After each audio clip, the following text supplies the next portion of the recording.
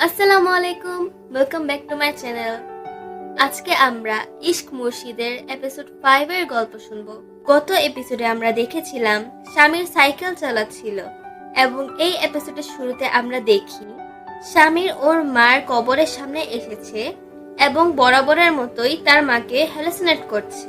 তার মা যেহেতু তার পার্টিকে অনেক ভালোবাসতো, তাই স্বামীর এ বিষয়ে তার মার সাথে কথা বলছে, তাকে ভরসা দিচ্ছে তার পার্টির কিছু হতে দিবে না। পরের সিনে আমরা দেখতে পাই যেহেতু ফারাজকে খুঁজে পাওয়া যাচ্ছে না, এজন্য তার বাবা খুব চিন্তিত হচ্ছে এবং তাকে বারবার ফোন করার চেষ্টা করছে। এমন অবস্থায় স্বামীরের এন্ট্রি হয়।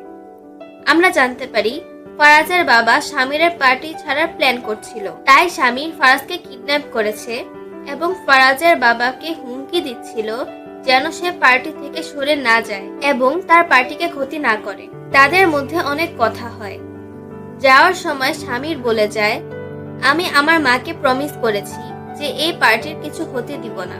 এরপর ওর কলিগ ওকে ফোন দিয়ে তাড়াতাড়ি অফিসে আসতে বলে এবং পরের সিনে আমাদের শিবরার মাকে দেখানো হয়। সে ভাবছিল তার অপারেশনের টাকা কে দিল।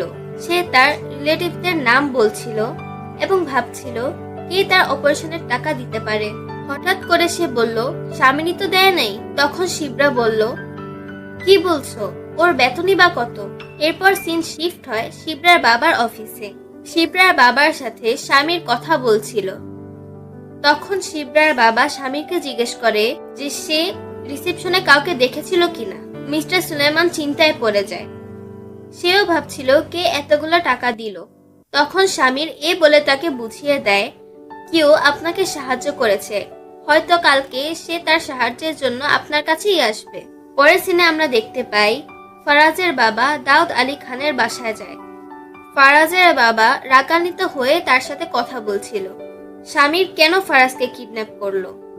এই কথা শুনে দাউদ আলী খান স্বামীরকে বুঝাবে তো দূরের কথা, বরং তিনিই খুব খুশি হয়ে যান এবং স্বামীরকে নিয়ে খুব প্রাউড ফিল করেন। দাউদ আলী খান এবং তার অ্যাসিস্ট্যান্ট অনেক হাসাহাসি করে এবং তাকে পরামর্শ দেয় সে স্বামীরের কাছে পরাজয় স্বীকার করে।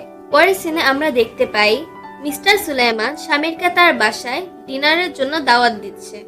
পরের সিনে আবার আমাদের শিবরাকে দেখানো হয়। সে তার বোন এবং তার মায়ের সাথে মিলে স্বামীরের জন্য বিভিন্ন খাবারের আয়োজন করছিল, কিন্তু শিবরা এত কিছু করতে রাজি না। অনেক রাত হয়ে যাওয়ার পরও স্বামীর পৌঁছায় না। অপরদিকে আমরা দেখতে পাই স্বামীর হারুন বেগ, তার মেয়ে মেহেরিন এবং তার ফ্যামিলির সাথে ডিনার করছে এবং তারা বিভিন্ন রাজনৈতিক বিষয় সম্পর্কে আলোচনা করছে। পরের সিনে আমরা দেখতে পাই স্বামীর ও মেহেরিন পার্সোনালি কথা বলছিল এবং আমরা তাদের কথা থেকে জানতে পারি মেহেরিন স্বামীরকে অনেক আগে থেকে পছন্দ করে, কিন্তু স্বামীর তাকে একটি ফ্রেন্ড হিসেবেই দেখে। এরপরে স্বামীর তাড়াতাড়ি বাসা থেকে বের হয়ে যায়, কারণ সে অলরেডি অনেক লেট করে ফেলেছে। স্বামীর যখন শিবরার বাসায় পৌঁছায়, তখন শিবরা এবং স্বামীর সামনাসামনি থাকে এবং ড্রামার সুন্দর থিম সংটি বাজতে থাকে। এরপর সে ভিতরে আসলে শিবরার বাবা তার দেরি হওয়ার কারণ জানতে চায় এবং সে এই সুযোগ পেয়ে তার মিথ্যা স্টোরি শোনাতে থাকে এবং সবাই বিশ্বাস করে ফেলে। সে বলে সে যে বাসায় থাকতো তাকে সে বাড়ি থেকে বের করে দিয়েছে। স্বামী সবাইকে মিথ্যা স্টোরি বলতে থাকে কারণ সে যেন এ বাড়িতে তাদের সাথে থাকতে পারে।